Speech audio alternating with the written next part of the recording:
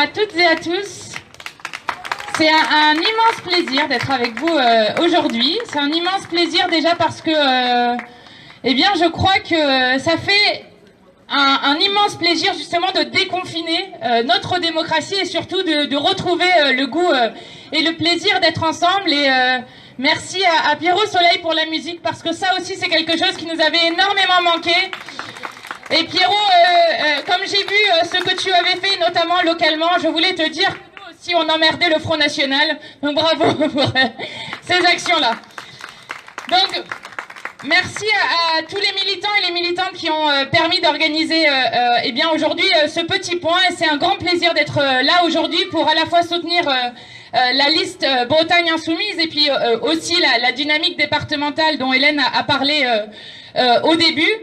Et c'est d'autant plus un plaisir que la dernière fois que je suis venue en Bretagne, eh bien la dernière fois c'était à Muzillac. Alors bon, c'est pas exactement dans ce département, mais c'est pas loin. Et à Muzillac, j'étais avec une poissonnière, Patricia, puisque peut-être le saviez-vous, mais quelqu'un a trouvé intéressant de m'insulter de poissonnière dans l'hémicycle, un député vendéen qui s'appelle Pierre Henriet. Et donc, cette poissonnière de Bretagne m'avait contacté pour me dire non seulement je trouve ça inadmissible qu'on insulte une femme, mais en plus c'est un mépris incroyable pour nous qui faisons un travail extrêmement dur mais sur lequel on a une vraie passion. Et donc j'ai été passer une journée entière avec Patricia de 2h du matin jusqu'à 14h. Et je vais vous dire quand même qu'elles font un travail sacrément courageux ces femmes-là. Donc vive les poissonnières et vive la Bretagne. Bon alors moi je suis venue quand même avec des bonnes nouvelles. Et qui augure, je crois, la victoire de votre liste. Parce que cette semaine, il y a eu des victoires extrêmement importantes et ça faisait longtemps qu'on n'a pas eu des victoires aussi concentrées dans le temps. Cette semaine, on a eu alors je vais commencer par une de celles qui m'a le plus touchée. On a eu les femmes de chambre de l'hôtel Ibis qui ont gagné un bras de fer incroyable. 22 mois de lutte. 8 mois de grève et elles ont enfin gagné sur les conditions de travail, les conditions de rémunération après une lutte extrêmement forte qui est une lutte de toutes les femmes qui aujourd'hui sont les premières de corvée et encore plus que lorsqu'elles sont sous-traitantes et qu'elles n'ont généralement aucun droit qui leur sont accordés. Donc honneur à ces femmes qui se sont battues et qui ont gagné. Alors il y a eu les femmes de chambre, mais alors juste après il y a eu les Monoprix. Alors je ne sais pas si vous avez suivi la lutte des salariés de Monoprix, mais là aussi c'est quand même assez épique. Vous avez, peut-être vous en rappelez-vous, Emmanuel Macron qui dit « Ah, les premiers de corvée, j'ai bien compris, c'est aussi celles et ceux qui sont les moins payés, donc je vais donner une prime de 1 000 €. » Et puis finalement, il a rétropédalé, il a dit « La prime de 1 000 €, ça sera si le patron décide qu'on donne la prime de 1 000 € ». Qu'est-ce qui s'est passé? À Monoprix, le patron, bon lui, il a empoché 665 000 € pour 2020. Autant dire rien du tout. Mais le patron, il a décidé que ça dépendait de la présence des salariés. Donc, par exemple, des caissières qui étaient à Monoprix et qui ont contracté le Covid en travaillant et qui donc ont été absentes 3 semaines, 1 mois, eh bien, elles n'ont pas touché la prime de 1 000 €. À la fin, il y a seulement 20% des salariés de Monoprix qui auraient dû tous toucher cette prime et qui ont touché réellement cette prime de 1 000 € pendant que le patron avait 665 000 €.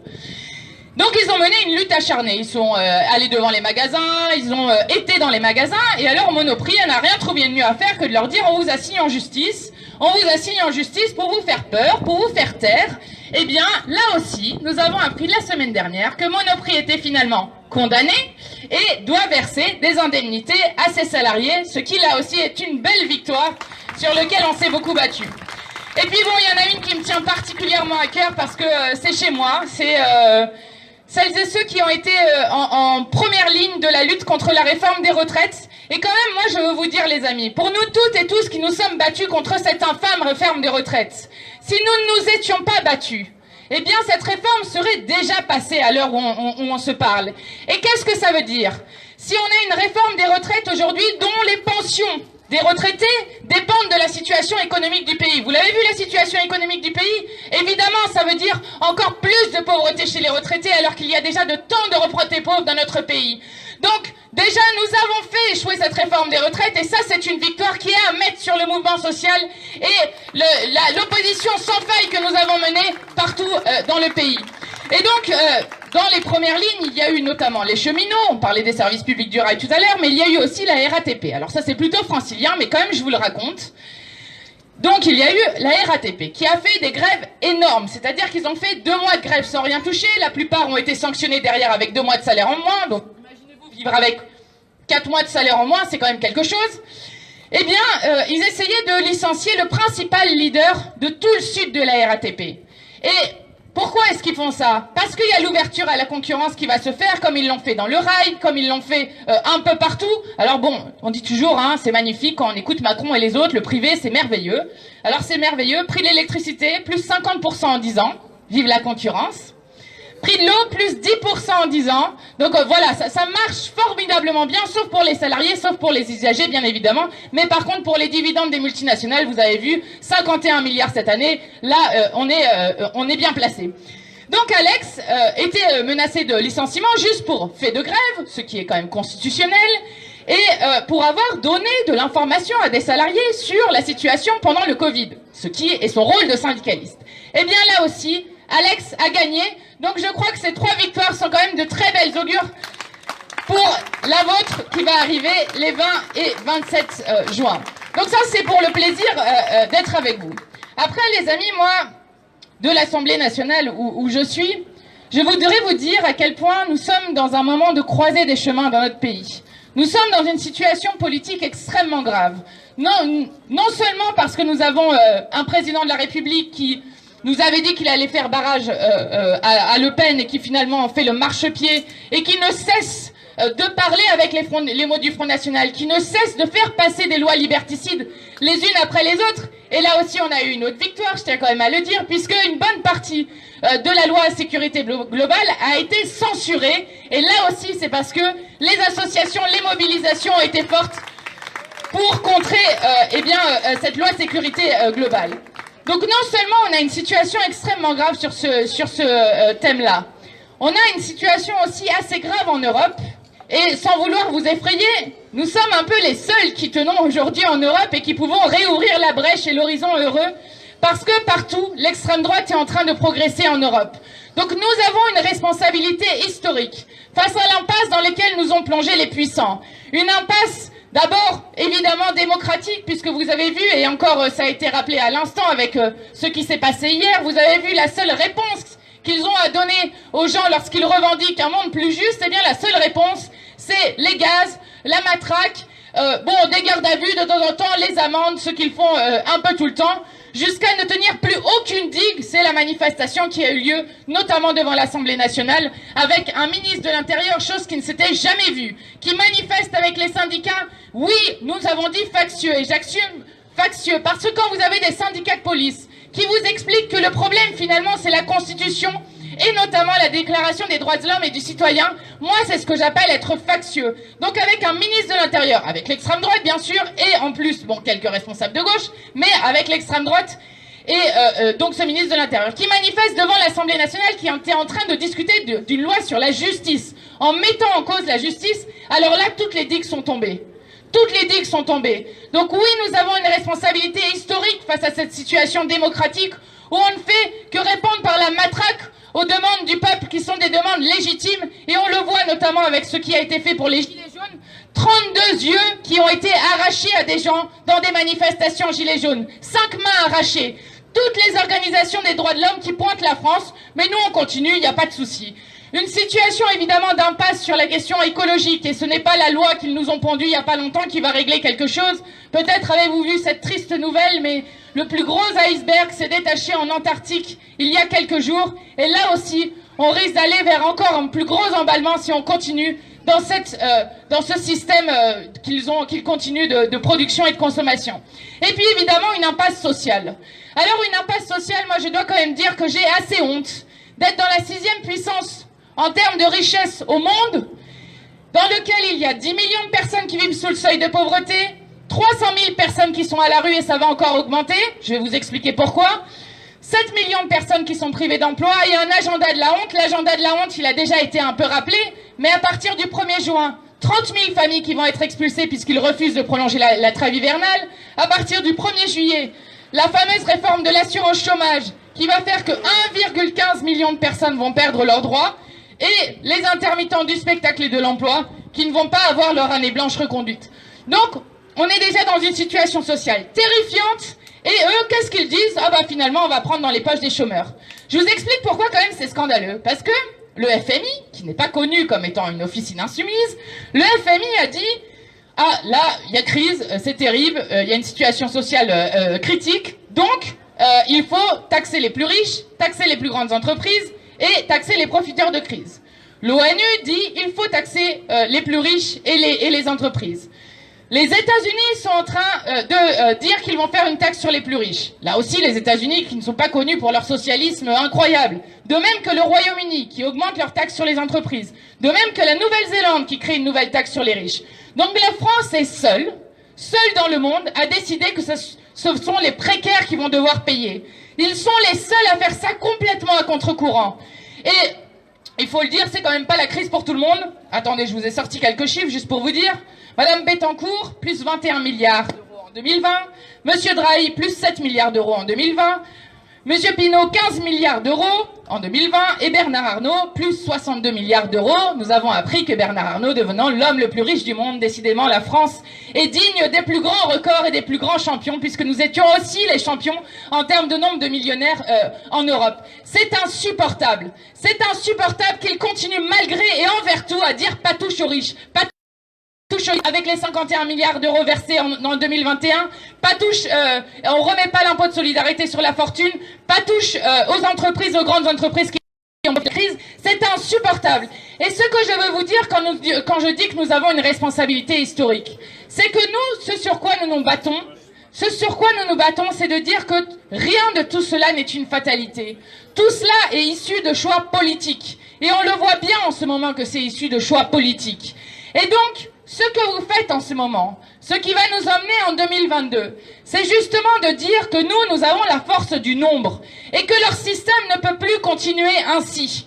Et ce que vous faites en faisant ce tour de Bretagne à vélo, ce qui me fait d'ailleurs extrêmement plaisir, parce que moi je suis une cycliste, je fais 1000 km l'été, j'adore ça, donc ça c'est déjà un mode de campagne que j'aime bien. Mais ce que nous faisons, c'est justement notre tâche historique. Nous devons ramener les gens à la politique. Nous devons ramener les gens à la politique parce que moi j'aime à dire que lorsque les dégoûtés s'en vont, eh bien il ne reste que les dégoûtants. Ne laissons pas les dégoûtants s'installer. Il faut faire partir ces gens-là. Parce que ce mode de vie n'est pas tenable. Parce que ce mode de vie crée du malheur par millions. Et que oui, nous sommes la force qui disons que oui, nous pouvons inventer un autre monde. Oui, nous avons toutes les solutions, toutes les expertises et même plus, nous avons la majorité de la population française. Et je le dis sans aucune hésitation. Sans aucune hésitation parce que quand nous regardons nos propositions phares, et c'est de même avec la manière dont vous construisez votre programme ici en Bretagne, lorsque nous regardons nos propositions phares, eh bien oui, 80% des gens sont favorables à ça. Parfois, on est à 60%, mais bon, c'est toujours la majorité, 60%, n'est-ce pas? Donc, oui, nous avons un programme, le programme du peuple, un programme d'union populaire. Et pourquoi est-ce que c'est important ce que vous êtes en train de faire en Bretagne? Parce que bon, c'est pas à vous que je vais l'apprendre. La Bretagne, c'est le premier endroit agricole de France. C'est l'endroit où l'agro-business est en train de fleurir à tout va, avec en plus des menaces extrêmement fortes, une tentative d'assassinat, je pense qu'on peut pas dire autre chose sur la journaliste Morgane Large, mais aussi sur Inès Léraud qui a eu là aussi beaucoup d'intimidation. Eh bien, justement, si en Bretagne vous ouvrez la brèche, parce qu'il faut ouvrir cette brèche et vous allez y arriver, si vous ouvrez cette brèche, eh bien c'est une manière ensuite d'emmener tout le pays dans 2022 et dans ce que nous devons rompre et faire, parce que c'est ça notre tâche, c'est de rendre le pouvoir au peuple. C'est ça que nous sommes en train de faire. Et donc, l'enjeu de cette élection, justement, c'est de dire oui, nous pouvons créer une autre voie. Oui, nous ne sommes pas obligés de vivre toujours plus mal de génération après génération. Et nous ne sommes pas obligés, et nous ne devons pas céder aux forces de l'argent. Et quand même ici, vous avez de la chance, parce que vous avez plein de candidats et candidates formidables, des hommes et des femmes de conviction. Et puis vous avez de la chance parce que vous avez Pierre-Yves Cadalin en tête de liste. Oui, c'est toi dont je parle, Pierre-Yves, ne cherche pas ailleurs. Parce que, bon, Pierre-Yves, non seulement c'est mon ami, mais Pierre-Yves, c'est, en dehors d'être quelqu'un d'extrêmement brillant, déjà Pierre-Yves, c'est quelqu'un qui est un leader populaire et dont l'enthousiasme est absolument communicatif, Vous l'avez vu déjà avec son rire, mais qui arrive justement à amener vers un projet et à porter ce projet-là pour ouvrir les horizons heureux dont nous avons tant besoin. Et puis Pierre-Yves, c'est aussi quelqu'un qui ne baissera jamais les yeux devant les puissants, qui dira non au lobby lorsque ça va à l'encontre de l'intérêt général. Donc vous avez une personne de conviction, une personne qui portera le programme au effort et qui ne vous dit pas aujourd'hui « Oui, on va faire comme ça » et puis demain « Ah, bah la FNSEA m'a dit non, alors je ne le ferai pas. » Eh bien non, Pierre-Yves, justement, il ne baissera pas la tête, il ne baissera pas les yeux. Et le programme, si vous votez pour Pierre-Yves et pour les candidats de la Bretagne Insoumise, vous saurez que le programme sera appliqué. Et comme j'aime à le dire, comme le disait Léonard Cohen, là, ce que vous êtes en train d'ouvrir, je disais, c'est la brèche qui va nous aider pour 2022. Et Léonard Cohen chantait « Il y a une brèche dans toute chose, et c'est par là qu'entre la lumière. Et c'est la lumière que vous êtes en train de faire parvenir à l'ensemble du pays. Bravo à vous et bon courage. Nous allons inventer ce monde heureux. »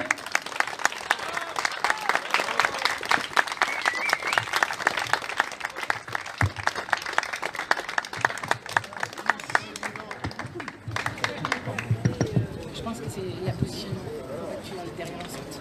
D'accord.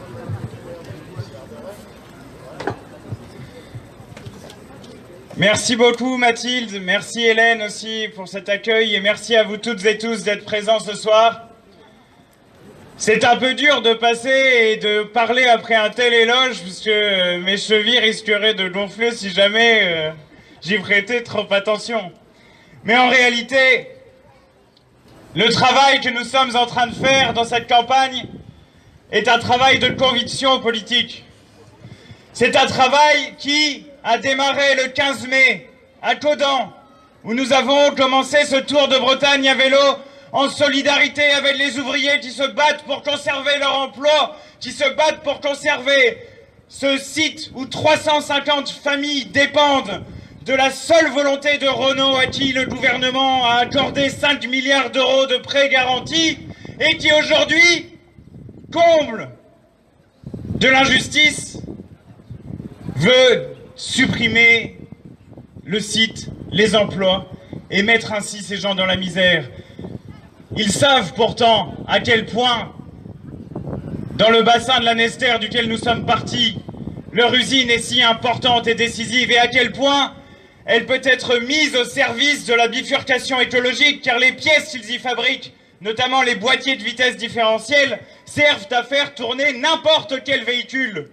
N'importe quel véhicule. Et la bifurcation écologique, eh bien, sachez-le, elle n'impliquera pas d'arrêter de produire des véhicules. Donc, solidarité avec les ouvriers de Caudan, gloire à eux, courage dans la lutte. Et au fil de ce tour, nous rencontrons les associations, les collectifs de lutte, mais également les initiatives positives. Anne-Marie en a parlé. Gwenaëlle Le Floch, qui sur un demi-hectare emploie 5 salariés. Croyez-vous que ceux qui cultivent massivement des 20 000, des 30 000, des 40 000 cochons emploient autant de monde? Certainement pas. C'est-à-dire que la politique favorable à l'emploi dans ce pays, la politique favorable à l'emploi dans cette région, c'est le tournant vers l'agroécologie, vers l'agriculture paysanne et biologique. Donc merci à Anne-Marie, à tous ceux qui montrent que ce tournant est possible, réaliste et souhaitable, et nous l'engagerons. Alors ici, hier nous étions à Vitré, et aujourd'hui, puisque nous sommes venus à vélo. Et à Vitré se trouve la tête de liste de la droite, Isabelle Le Callennec. Enfin, la droite, on ne sait plus très bien qui c'est, parce que ça a l'air d'être un champ qui s'élargit. Et Isabelle Le Callennec, voyez-vous, ne fait rien contre un projet scandaleux de rocade qui va pourrir un écosystème entier, la vie d'un agriculteur, d'une association de pêcheurs, qui sont là, eh bien, avec 2000 adhérents et qui vont voir leur étang bousillé. Et en dépit de cela, elle ose dire dans ses tracts, dans ses réunions, dans le journal, que l'écologie est sa priorité. Cette hypocrisie doit être levée, combattue. Une élection, si on veut qu'elle soit démocratique, doit donner lieu à une délibération claire, franche. Et donc il faut cesser les mensonges. On ne peut pas dire je suis écologiste à la région et chez soi, à Vitré, autoriser ce genre de projet et ne pas lutter contre cela. Nous sommes le bulletin de vote clair dans cette élection. Merci à Mathilde de l'avoir précisé. Nos élus, vous les élisez sur un programme, ils l'appliqueront, ils en défendront les positions, ils ne retourneront pas leur veste. Chose qui est devenue bien trop commune parmi ceux qui un jour se sont appelés socialistes et qui aujourd'hui ne méritent aucunement ce nom, puisque, comme vous le savez sans doute, Loïc Chenet-Girard, le président de région, assume encore son vote pour Emmanuel Macron, qu'il aille en parler aux ouvriers de l'agroalimentaire, qui ont vu dans bien des secteurs les comités d'hygiène et de sécurité supprimés du fait de la réforme du Code du travail. Ah, j'ai oublié mon verre d'eau, ça c'est terrible. Ça peut s'arranger, voilà, c'est pas quelque chose de définitif. Bien. Donc nous partons de chez Isabelle Le Callennec. Bon, après tout, ce n'est pas sa terre, même si la mairie est dans le château. Mais on peut imaginer qu'un jour, Vitré choisisse l'alternative sociale et écologique. Et on l'y invite d'ailleurs dès le mois de juin prochain. Et aujourd'hui, nous sommes à Fougères. Bon, je ne vous apprends rien, là. Nous sommes à Fougères, d'où vient la tête de liste du Front National. J'aime bien les appeler Front National parce que leur truc de rassemblement, ils rassemblent personne. Leurs idées, c'est celle de la division, de la haine dans le pays. Et donc Gilles Pénel du Front National, tranquillement, l'autre jour, dans une interview, misant sans doute sur le fait que pas grand monde ne l'écouterait, pas de bol, j'ai écouté, nous a sorti un truc incroyable. Il dit « Les migrants en Bretagne menacent notre façon de manger, de boire et de danser. » Alors voici donc que des gens arrivent menaçant nos façons de danser, la gavotte disparaîtrait, nous n'aurions plus le droit de twister. Bien, le ridicule de cette position apparaît immédiatement, d'emblée. Mais surtout, et on l'a bien compris avec Anne-Marie, ceux qui menacent en Bretagne notre façon de manger, c'est le lobby agro-industriel qui a la mainmise sur les politiques agricoles à la région, la mainmise sur le ministère de l'Agriculture. C'est le lobby composé par Triskalia, les grandes coopératives, ceux qui ont à la fois fait souffrir les ouvriers qui y travaillaient et qui, par les conditions de production qu'ils défendent, détruisent notre environnement et notre santé. Voilà ceux qu'il faut combattre si l'on veut mieux manger. Voici ceux dont nous devons nous défaire lors de cette élection régionale. Mais je ne voudrais pas résumer Fougères à Gilles Pénel. Ce serait vous faire une insulte. Car Fougères est également une grande terre de lutte sociale. Nous sommes ici place des Chaussonniers. Et il y en avait des ouvriers chausseurs à Fougères. Il y en avait qui se battaient pour leurs conditions de travail dans tout le XXe siècle. Voilà, tout à fait. Et des femmes, exactement. Et en 1906, ils et elles ont fait une grande grève qui a marqué l'ensemble du pays, puisque, je vais vous en lire un passage, Jean Jaurès avait écrit à ce sujet. Et Jean Jaurès, dans son éditorial qu'il avait intitulé « La guerre sociale », car parfois, quand les capitalistes se sentent tout permis, cassent les corps, sans rémunération, sans conditions décentes, oui, nous pouvons appeler cela la guerre sociale dans les pas du grand Jaurès. Et Jaurès disait, quand donc, à propos de la lutte à Fougères, quand donc la paix sera-t-elle faite entre les hommes? Quand la société reposera non sur la force, mais sur la justice. Et la justice veut que tous les êtres humains soient appelés à gouverner leur propre travail et à en recueillir les fruits. L'ordre capitaliste crée de la passivité et de la misère parce qu'il réserve à une minorité privilégiée la direction du travail et une large part du produit créé par l'effort de tous. Ce texte, écrit en 1906, résonne encore, notamment à travers les chiffres que vous a partagés Mathilde, les Bernard Arnault, ici les Leduf, Enaf qui est sur la liste de Loïc Chenet-Girard. Tous ces gens vivent du travail des autres. Et il faut en effet démocratiser la région, les institutions politiques, mais également les conditions de la production. Et c'est bien pour cela que nous sommes engagés. Car, à l'instant où l'on met en perspective les propos aberrants de Gilles Pénel et cette histoire de lutte de la classe ouvrière pour sa dignité, pour sa rémunération, pour le pouvoir de la majorité sociale du pays, à l'instant où l'on fait ça, on comprend à quel point le Rassemblement national, le Front national s'égare, mais veut égarer l'ensemble de la population. Ils mentent et divisent, ils créent de la haine, et nous sommes effectivement le mouvement de l'unité populaire contre cette haine mal placée et déplacée. Nous sommes dans cette élection régionale le mouvement du plein emploi. L'autre jour, j'ai vu un candidat macroniste, et alors, il me dit, avec Thierry Burlot, je vous fais un peu de la cuisine, mais en même temps, il faut comprendre comment ça se passe. Thierry Burlot était le vice-président du socialiste Chenet Girard, et dont la liste d'En Marche et la liste du PS sont toutes deux issues de la même majorité. Et ils sont en train d'essayer de rouler le monde, etc. Et alors il me dit, ce candidat macroniste, nous sommes pour le plein emploi en Bretagne en 2025. Je lui dis, mais êtes-vous au courant que vous êtes au pouvoir? Êtes-vous au courant que le gouvernement est dirigé par Emmanuel Macron? Et êtes-vous au courant, éventuellement, que vous-même avez siégé dans la majorité régionale? Cessez de mentir aux gens, cessez les fausses promesses. Car c'est de cela que notre démocratie représentative souffre le plus.